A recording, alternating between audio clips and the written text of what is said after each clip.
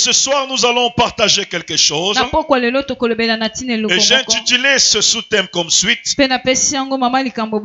Un esprit illuminé pour une vie paisible. Amen. Amen. Un esprit illuminé pour une vie paisible. Il y a quelqu'un qui m'entend là? Amen. Un esprit illuminé. Ça veut dire un esprit qui a reçu la lumière de Dieu. Un esprit qui marche par la lumière de Dieu. C'est cet esprit-là qui connaît, c'est cette vie-là qui connaît la paix. Un esprit illuminé pour une vie paisible. Nous sommes dans Ephésiens chapitre 1er, verset 15 jusqu'à 20. Ephésiens chapitre 1, verset 15 jusqu'au verset 20. Nous lisons la parole du Seigneur. Amen. Est-ce que nakoyokayo? Amen. C'est pourquoi moi aussi, ayant entendu parler de votre foi au Seigneur Jésus-Christ et de votre amour pour tous les saints, je ne cesse de rendre grâce pour vous. Je fais mention de vous dans mes prières, afin que le Dieu de notre Seigneur Jésus-Christ, le Père de gloire, vous donne un esprit de sagesse et de révélation dans sa connaissance, qu'il illumine les yeux de votre cœur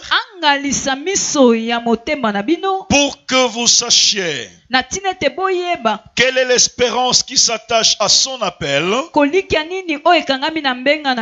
quelle est la richesse de la gloire de son héritage qu'il réserve aux saints, et quelle est envers nous qui croyons l'infinie grandeur de sa puissance, se manifestant avec efficacité par la vertu de sa force. Amen. Amen. Qu'il illumine les yeux de votre cœur. 18. Pour que vous sachiez quelle est l'espérance qui s'attache à son appel. Quelle est la richesse de la gloire de son héritage qu'il réserve aux saints, et quelle est envers nous qui croyons l'infinie grandeur de sa puissance, se manifestant avec efficacité par la vertu de sa force. Nous acclamons la parole du Seigneur. Amen. Amen. Que Dieu soit loué. Ephata. Que le Seigneur puisse t'éclairer. Un esprit illuminé pour une vie paisible. Hier, nous avions dit qu'il y a des choses qui obscurcissent l'esprit de l'homme.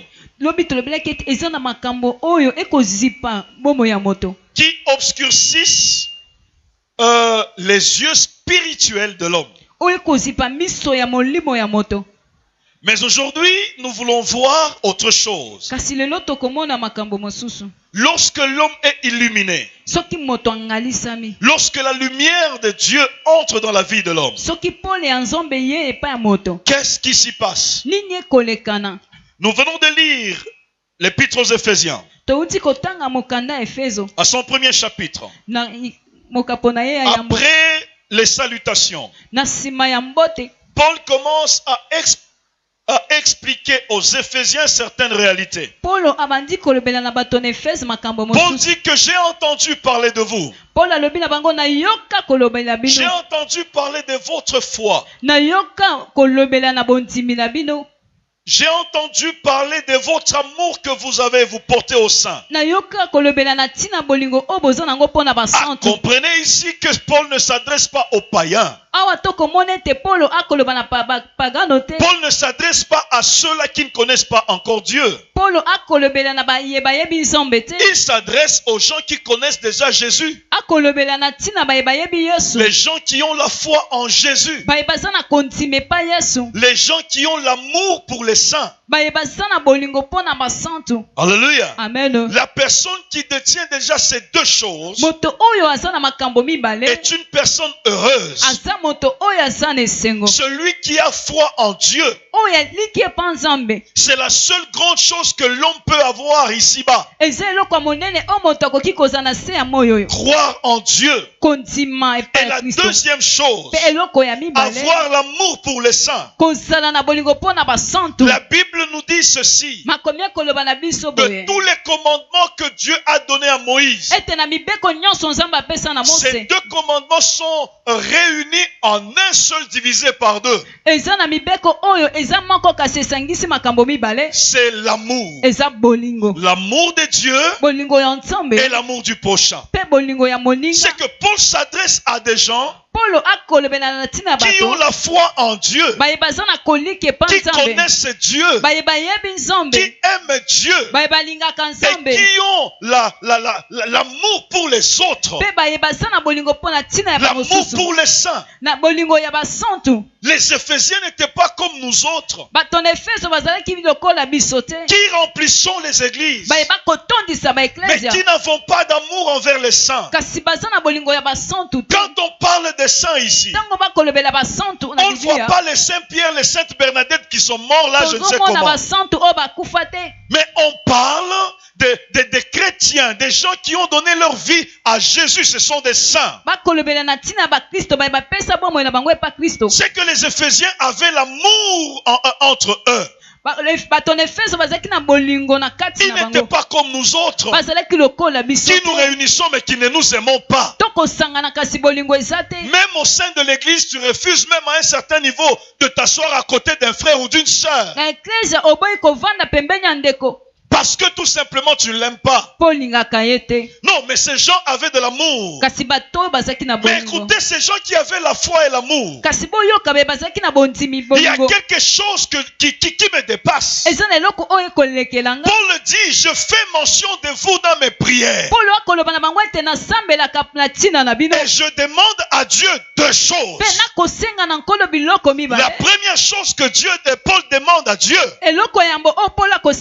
c'est que le Seigneur leur accorde un esprit de sagesse et de révélation dans la connaissance de Dieu. Ça veut dire quelqu'un qui se dit connaître Dieu. Mais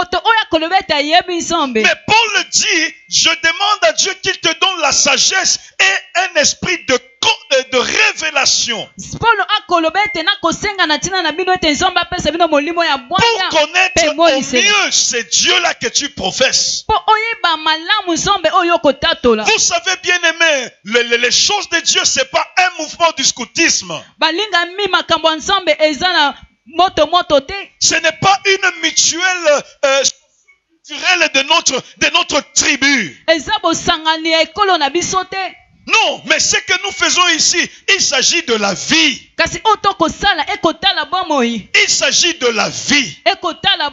Alléluia. Amen. Alléluia. Amen. L'homme qui se dit connaître Dieu et vivre selon Dieu, il doit avoir révélation de la connaissance de Dieu. Cette révélation est au-delà à un certain niveau de la parole de Dieu. C'est pourquoi lorsque nous parlons de la parole de Dieu, on nous parle du Rhéma et du Logos. On nous parle de la parole écrite et de la révélation de la parole. Un vrai chrétien doit avoir la révélation de son Dieu. la révélation exacte de Dieu. Et Paul a commencé à demander à cela à Dieu. Alléluia. Amen. La deuxième chose que Paul demande à Dieu, il dit, je demande à Dieu qu'il illumine les yeux de votre cœur. Quand il parle des yeux du cœur, ça veut dire c'est pas les yeux que nous voyons. Ce ne sont pas les yeux physiques. Ce sont les yeux spirituels. Ces yeux spirituels qui nous permettent de contempler la grandeur de Dieu. Qui permettent de comprendre, d'entrer en contact avec le Seigneur. Si je demande à Dieu qu'il illumine les yeux de votre cœur. Bien-aimé, je demande aussi ce soir que le Seigneur puisse illuminer les yeux de quelqu'un du cœur. Parce que si le Seigneur illumine les yeux de ton cœur, si les yeux de ton cœur sont ouverts, bien-aimé, tu verras au-delà de ta situation. Tu verras au-delà de tes limites. Tu verras au-delà de ce que le visible est en train de voir. Tu verras au-delà. Parce que là, tu vas vivre les choses que le monde ne voit pas. Tu vas comprendre les choses que le monde ne peut pas comprendre. C'est les yeux du cœur qui permettent à l'homme de comprendre que le Seigneur est avec moi. Même dans la souffrance, même dans les situations difficiles. Si David a dit, l'Éternel est mon berger, je ne manquerai de rien. Il me fait reposer dans des verts pâturages. Il continue en disant, même si je passe par la vallée de l'ombre de la mort, je ne crains aucun mal, car tu es avec moi. Celui qui peut dire ça, c'est uniquement la personne dont les yeux spirituels sont ouverts. Tu comprends que même dans les autres troubles, Dieu ne m'abandonne pas. Mais lorsque tout ne marche pas, Dieu ne m'abandonne pas. Même lorsque je passe par des moments difficiles, Dieu ne m'abandonne pas. Il y a 2 jours, je me suis rappelé de l'opération de maman gênée. J'ai dit Dieu est merveilleux. J'ai dit Dieu est fantastique. Donc, à un certain moment, nous pouvons dire Dieu ne nous connaît pas. Pourquoi je passe par ce moment ici? Dieu a dit à maman gênée, je te prends en charge. Je te prendrai toujours en charge. Je prendrai tes enfants en charge. Voici ce qui s'est passé. Elle était malade, tous on a su qu'elle était malade. Quelque temps avant que cette maladie ne s'empire, il y a eu rupture de contrat. Et quelque temps après, elle a été opérée, elle était là, au repos. Et c'était en ce moment-là qu'il y a eu rupture de contrat. Elle était à la maison calmement, très calmement. Repos fini. Repos fini, on l'a rappelé au travail. On a renouvelé son contrat. Il y a des gens qui étaient là, qu'on n'a pas pris. Mais on a rappelé 2 personnes. Elle et sa compagne. Et les yeux de ceux-là qui étaient là-bas, qu'on n'a pas pris, qui ne pouvaient pas avoir le salaire qu'elle a aujourd'hui. Mais ils étaient furieux. Ils étaient furieux. Et vous savez la personne, nous avons des témoignages dans notre église. Alléluia. Vous savez la personne qui a donné l'ordre qu'on les rappelle eux deux. Les bailleurs de fonds eux-mêmes On dit, nous avons besoin de ce service-là. Nous avons besoin de ces gens-là qui travaillaient avant. On a rappelé les gens qui travaillaient avant. On pouvait y placer quelqu'un d'autre. On pouvait recruter d'autres. Mais les bailleurs de fonds ont dit, nous avons besoin de ces gens-là qui travaillaient déjà. Et après le repos de la sœur, elle est revenue au travail. Elle a commencé. Je me pose la question, si alors qu'on a rappelé, c'est en ce moment-là qu'elle était là, clouée sur le lit, on pouvait avoir raison pour dire il ne faut pas la rappeler parce qu'elle est malade. Dieu est fantastique. Dieu, il fait chaque chose bonne en son temps.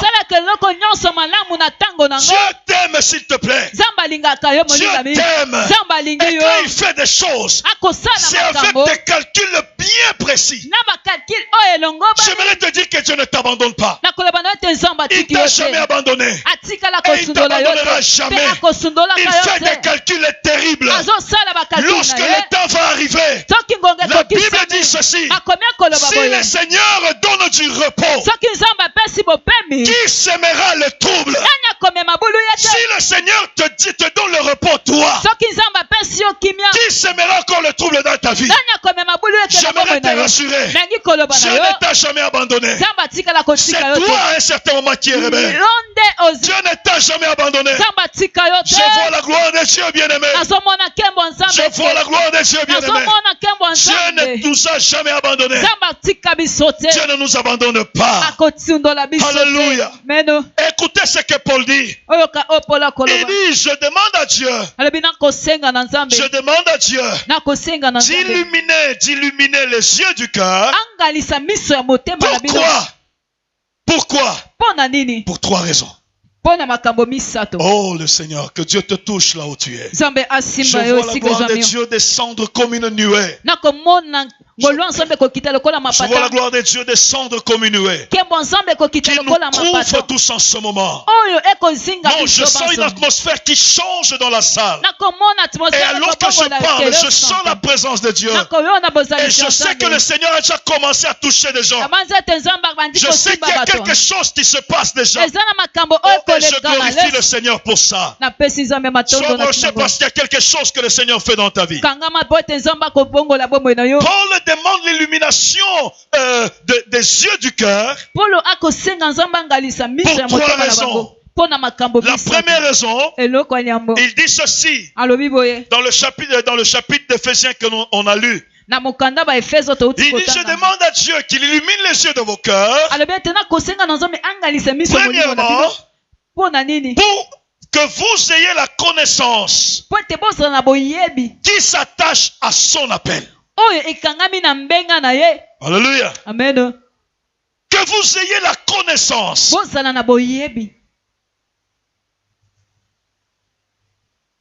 qui s'attache à son appel. Il dit ceci. Je lis le verset 18. Qu'il illumine les yeux de votre cœur pour que vous sachiez quelle est l'espérance qui s'attache à son appel. L'espérance qui s'attache à l'appel de Dieu. Bien-aimé, il y a une espérance.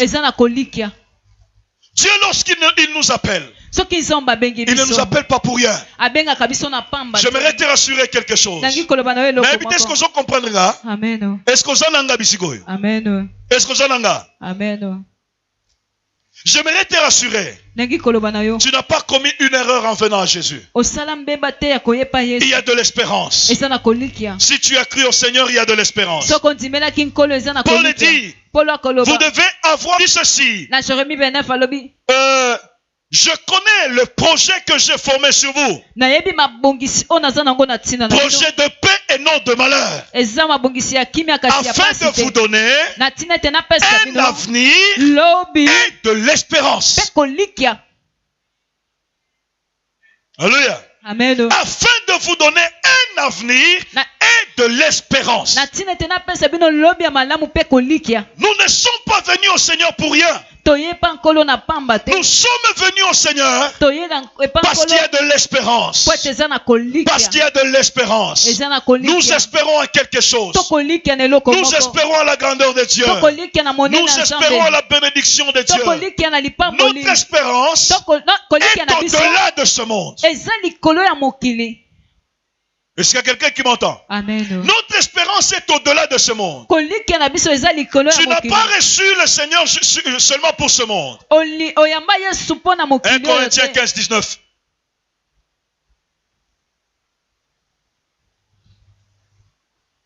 « 1 Corinthiens 15, 19.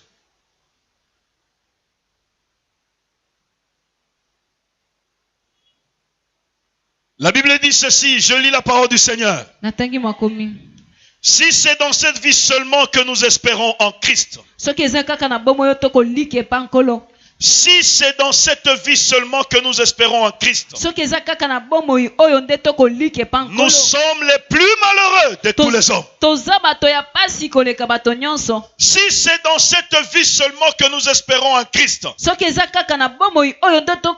sommes les plus malheureux de tous les hommes. Alléluia. Amen. En venant au Seigneur, notre espérance est au-delà de ce monde.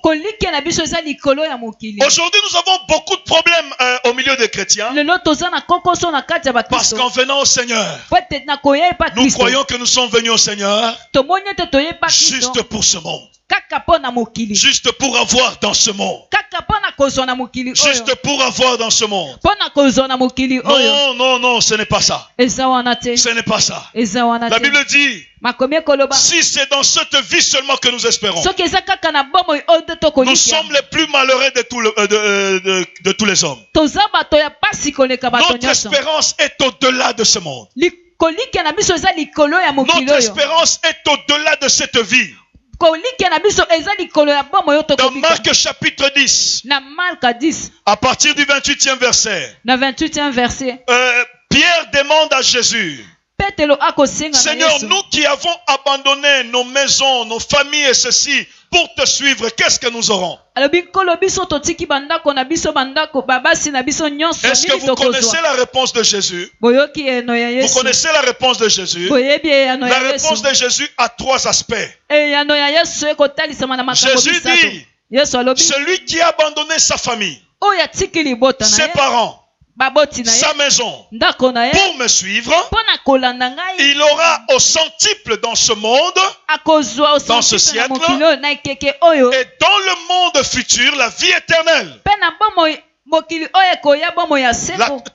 Le troisième aspect que les gens oublient, il dit avec des persécutions. Alléluia. Amen. Avec des persécutions. C'est pourquoi ça ne peut pas m'étonner que tu sois enfant de Dieu à un certain moment, que tu sois persécuté. Notre espérance est au-delà. Ça veut dire, tout en étant dans ce monde, Dieu va te bénir. Dieu ne va pas t'abandonner. Dieu est avec toi. Tu dois avoir cette espérance-là. Au-delà de cette vie, dans la vie future, il y a la vie éternelle qui s'attache à notre appel. Christ nous a appelés et nous a donné une vie éternelle. Au-delà de ça, Christ nous promet que nous pouvons être persécutés. Et lorsque tu es persécuté, tu dois te remettre dans la Bible. Où la Bible dit, le malheur atteint souvent le juste, mais le Seigneur l'en délivre toujours. Là, pour comprendre ces choses, il faut que Misunayo Fungwama. Amen. Alléluia. Amen. Espérance na yo ezani. Espérance na yo ezani na samoi. Amen. Tu espères à quoi? Karalibal. Te. Ezamba oyo basambela ratate. Mais bazanango. Amen. Alléluia. Amen. C'est pourquoi la Bible appelle tout ce que nous pouvons avoir dans ce monde. La Bible appelle ça matabisi. Amen. Amen. La Bible appelle ça matabis. Un ajout. Un surplus. Le superflu. Mais l'essentiel, c'est la vie que nous avons. Est-ce qu'il y a quelqu'un qui m'entend là? Est-ce qu'il y a quelqu'un qui m'entend? La deuxième chose, Paul dit ceci. Je prie à Dieu qu'il illumine les yeux de votre esprit, de votre cœur, pour que vous ayez la connaissance de la richesse de la gloire de Dieu, de la gloire de son héritage qu'il réserve aux saints. Il y a un héritage de gloire que Dieu réserve aux saints. Et nous devons connaître ça. Tu ne peux pas le savoir si les yeux de ton cœur sont encore obscurcis. Alléluia. Amen. Même dans cette prière, je ne sais pas, est-ce que tes yeux sont illuminés? Est-ce que l'esprit de la révélation est avec toi? Si l'esprit de la révélation est avec toi, je verrai dans ta manière à toi de te donner à Dieu. Je le verrai dans ta manière à toi de prier. Dans ta manière à toi de comprendre les choses de Dieu. La Bible dit nous devons connaître la richesse de la gloire, de l'héritage de Dieu qu'il nous réserve. Vous savez, bien aimé, c'est diminuer Dieu que de réduire son héritage à des choses purement périssables. Ça, c'est diminuer Dieu. C'est diminuer Dieu. Croire que nous sommes venus à Christ juste pour avoir le mariage, juste pour avoir le voyage, juste pour avoir ceci et cela.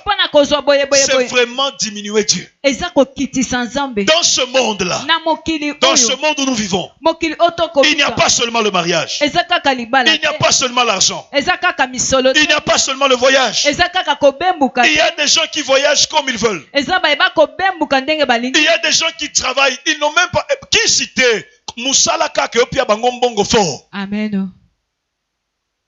Sans faire des gymnastiques. Amen. Et nous ne pouvons pas diminuer notre Dieu à ces choses périssables. Ce sont des choses que Dieu peut nous donner. Mais il y a des choses beaucoup plus grandes. Des choses que l'on peut comprendre. D'ailleurs, si vous voyez les grands hommes qui ont connu la face de Dieu, la grandeur de Dieu, ils ont minimisé les choses terrestres. Ils n'ont pas attaché beaucoup d'importance aux avoirs terrestres. Parce qu'ils ont compris autre chose qui est au-delà de ce que l'on peut avoir. Les avoirs à un certain moment nous enorgueillissent. Mais à un certain moment, non, l'homme doit chercher à comprendre ce que Dieu veut. Troisième et la dernière chose que Paul dit aux Éphésiens. Il dit, je demande à Dieu constamment qu'il illumine les yeux de votre esprit, de votre cœur, afin que vous puissiez connaître l'infinie grandeur de la puissance de Dieu qui se manifeste en vous. Amen. Amen.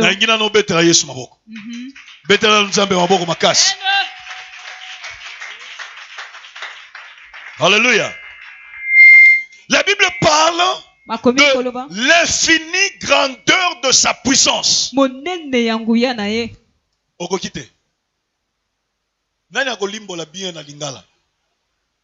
L'infinie grandeur de sa puissance.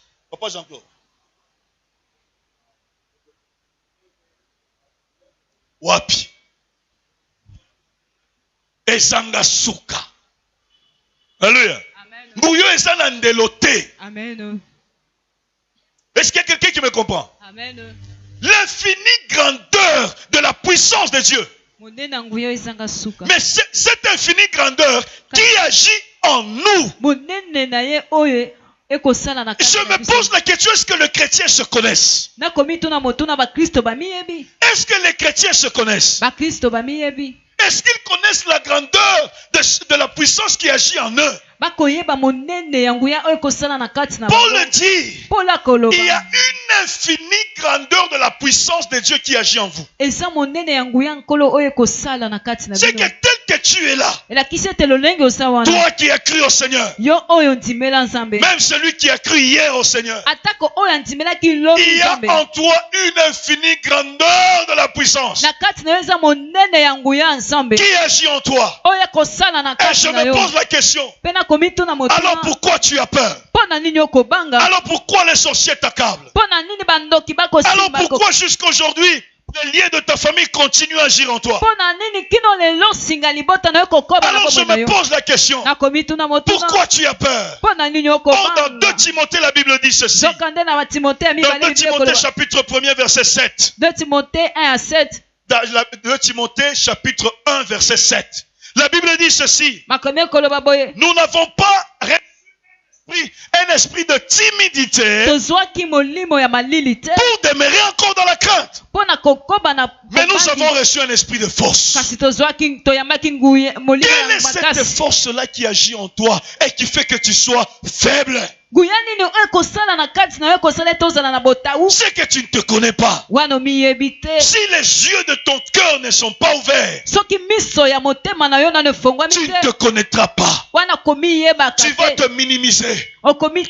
Tu seras gros comme ça, mais toi tu te vois petit comme ça. Si les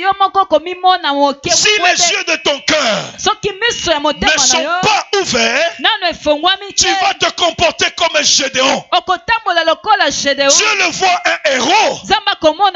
Lui il se voit petit. Il dit mais je suis petit. Si les yeux de ton cœur ne sont pas ouverts, tu vas te comporter comme un Jérémie. Dieu l'appelle le grand prophète. Lui il dit je suis encore. Non, tu n'es pas un enfant. Tu n'es pas petit. Dieu te voit grand. Tu dois te voir grand. Parce qu'en toi, Dieu a mis une grandeur. Parce qu'en toi, Dieu a mis une puissance. Par cette puissance-là, c'est pourquoi Jésus a dit dans Luc 10, 19, je vous ai donné le pouvoir. Je vous ai donné le pouvoir de marcher sur le scorpion, sur le serpent.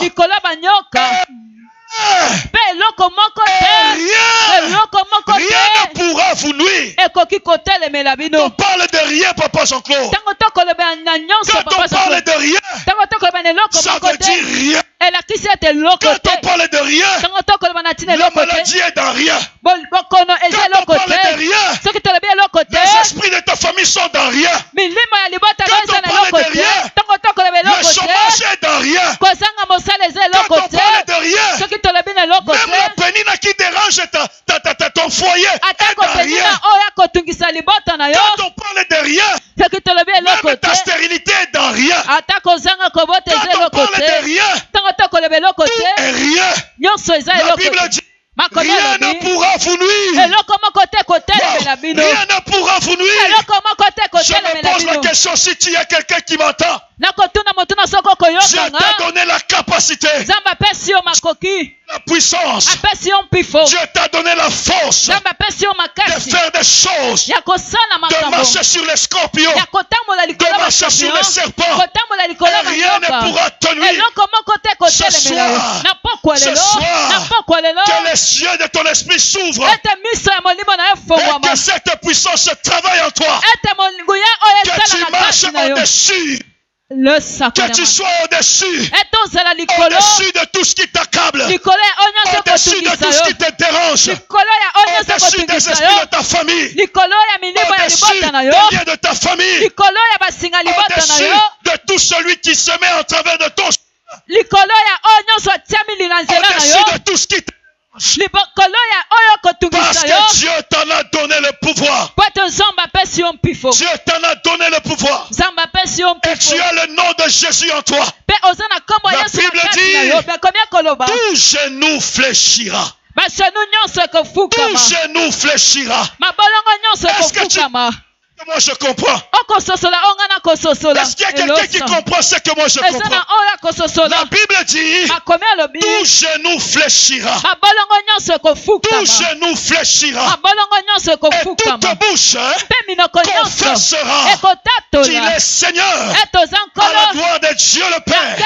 Or, le nom de Jésus là, c'est ce nom qui est en toi. Le nom de Jésus là, c'est ce nom qui est en toi. C'est ce nom que toi tu portes. C'est ce nom qui t'a sauvé. Parce que ce nom est en toi. Lorsque les genoux fléchissent, lorsque les genoux fléchissent, le nom de Jésus travaille aussi. C'est que tout ce qui va se lever contre toi, parce que le nom de Jésus est en toi, ça fléchit aussi devant toi. Ça fléchit aussi devant toi. Alléluia. Ça fléchit aussi devant toi. Ça fléchit aussi devant toi. Ça fléchit aussi devant toi. Tu ne peux comprendre ces choses que lorsque les yeux de ton esprit sont ouverts. Pèse à Dieu ce soir. Que les yeux de ton esprit soient ouverts. Pèse à Dieu ce soir. Que les yeux de ton esprit soient ouverts. Et ce soir nous allons. Ce soir, tu vas utiliser le pouvoir que tu as en toi. Le nom de Jésus que tu portes. Tu vas utiliser le nom de Jésus que tu portes. Et tu vas neutraliser certaines choses.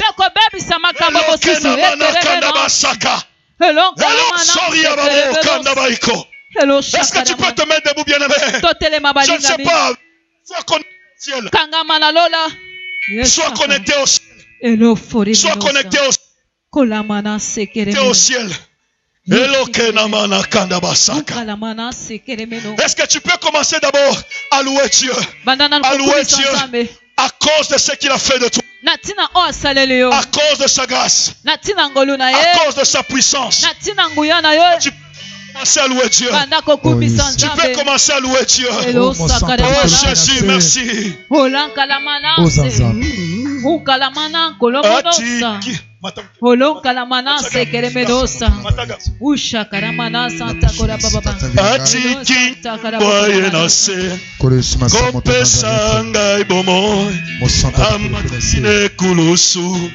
Afuti nyongo nanga akitie pabawe amati olikolo